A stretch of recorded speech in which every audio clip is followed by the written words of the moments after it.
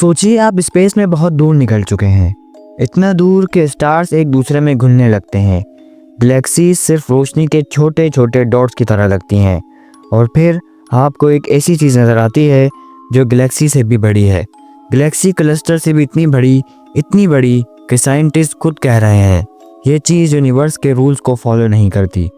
आज हम बात करेंगे यूनिवर्स की सबसे बड़ी चीज़ की, और हैरानी की बात यह है कि ये ना कोई ब्लैक होल है, ना ही कोई गैलेक्सी और ना ही कोई स्टार। इस चीज़ को समझने के लिए पहले यूनिवर्स के स्केल को समझना बहुत ज़रूरी है।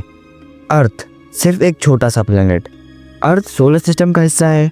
सोलर सिस्टम मिल्की वे का, और मिल्की वे एक गैलेक्सी है। मिल्की वे में 100 बिलियन से ज़्यादा स्टार्स हैं और मिल्की वे जैसी ट्रिलियंस ऑफ गैलेक्सीज यूनिवर्स में मौजूद हैं। सोचिए अगर पूरी मिल्की वे को एक रेत के दाने के बराबर मान लिया जाए तो पूरा समंदर गैलेक्सीज से भरा हुआ होगा, और फिर भी ये सब मिलकर यूनिवर्स का सिर्फ एक छोटा सा हिस्सा है।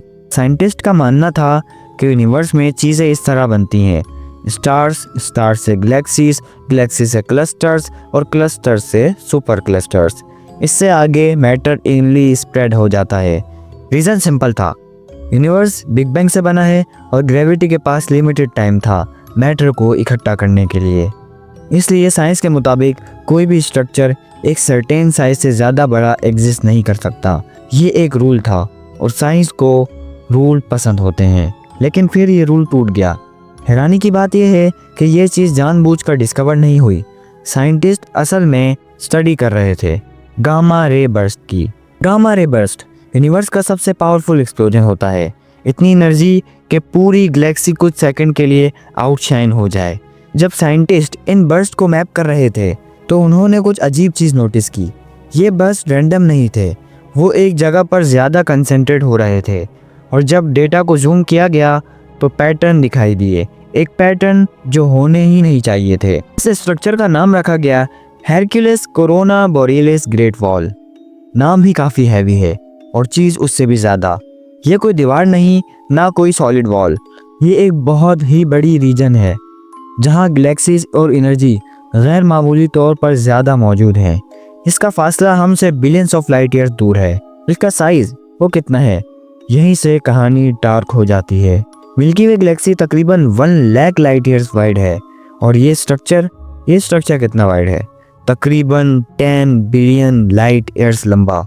इसका मतलब ये है कि लाइट को भी इस स्ट्रक्चर को क्रॉस करने में बिलियंस ऑफ साल लग जाते हैं।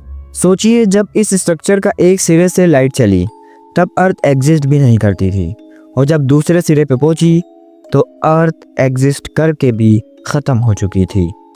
हज़ारों नहीं, लाखों नहीं, बल्कि थाउजेंड्स ऑफ गैलेक्सीज क्लस्टर्स इसके अंदर आ सकते हैं, और साइंस के पास इसका प्रॉपर जवाब नहीं। यूनिवर्स के मॉडल्स के मुताबिक इतनी बड़ी चीज़ बन ही नहीं सकती। यूनिवर्स लार्ज स्केल पर यूनिफॉर्म होता है, लेकिन अगर ये स्ट्रक्चर रियल है तो फिर या तो बिग बैंग के बाद जो हम यूनिवर्स सोचते हैं वो उससे ज़्यादा वियर्ड है, या फिर ग्रेविटी के रूल्स इनकम्प्लीट है, या फिर यूनिवर्स के अर्ली ईयर्स में कुछ ऐसा हुआ जो हमने अभी समझा ही नहीं, और साइंस को ये बात पसंद नहीं कि उसके पास जवाब ना हो।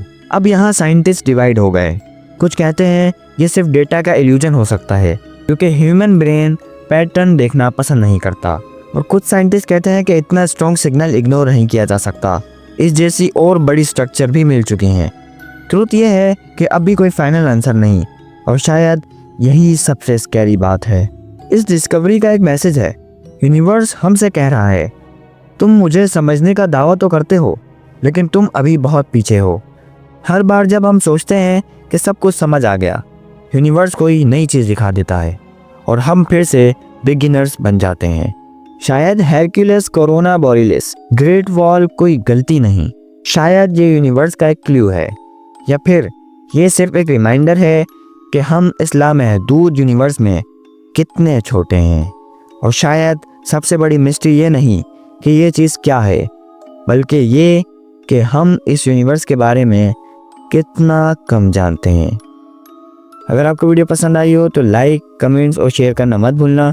सब्सक्राइब तो करना मस्ट है। मिलते हैं किसी अगली वीडियो में। अल्लाह हाफिज़।